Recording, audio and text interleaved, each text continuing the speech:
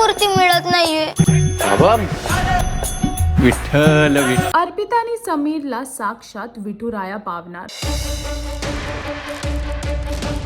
तू अनोळखी तरी सोबती या मालिकेमध्ये विशेष भाग म्हणजेच वारीचा विशेष सोहळा साजरा केला जातोय. आषाढी एकादशीच्या या विशेष भागात आपल्याला दिसून येणार की कशा प्रकारे विठुरायाची पूजा केली जाते. पण इथेच ह्या कार्यक्रमामध्ये पण छोटीशी अडथळ येताना दिसणार. लहान चिमुकल्यांची इच्छा पूर्ण करण्यासाठी आता अर्पिता आणि समीरने एक छोटासा कार्यक्रम ठेवला आहे ह्या आषाढी एकादशीसाठी. तिथेच आता मूर्ती शोधली जात आहे. विठुरायाची मूर्ती भेटत नाहीये आणि त्यासाठीचा आता कार्यक्रम कदाचित ह्यांना रद्द करावा लागेल. आणि तेव्हाच जेव्हा मूर्ती शोधत असतात आणि सर्व शांत बसले असतात तेव्हा तिथे विठ्ठल विठ्ठल करत एक वारकरी येतात.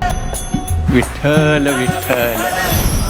बाबा कुठे गेले अचानक? त्या वारकऱ्याच्या रूपात साक्षात विठुराया इथे येऊन गेला असेल तर.